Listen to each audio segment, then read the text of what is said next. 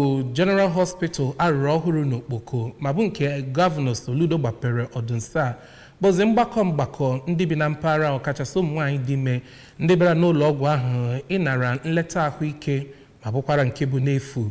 Ọgọchukwu Oranụ bụ onye nta aka anyị gara n'ụlọ ọgwụ ahụ wee detara anyị akụkọ ka ebe ahụ si wee na-ekwo ka mmiri.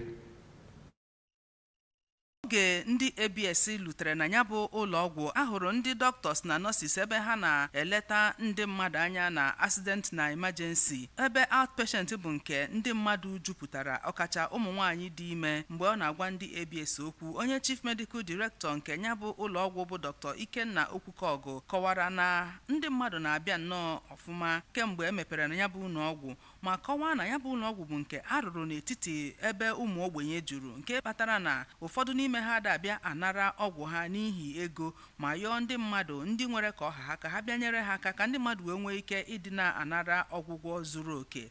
Ebe onye Chief Nursing Officer na Metron nke ya bụ ụlọ ọgwụ kọwara na ihe karịrị 100 ụmụ nwaanyị dị ime abịa na-adenye aha ha n'akwụkwọ, ebe ha nagoro ụmụ nwaanyị 20 nwa n'efu. Otu nwaanyị dị ime bụ Oriakụ Mercy Mbadụ na nwoke ọzọ bịara ịnara ọgwụgwọ bụ Maazị Romanus Agwọma kọrọ na ya bụ ụlọ ọgwụ Okpoko bụ nke a na-enebanye anya ga na-ahụ maka ahụike ha n'ebe dị ezi enu. Ọgọchukwu Oranụ n'akụkọ ụwa ABS.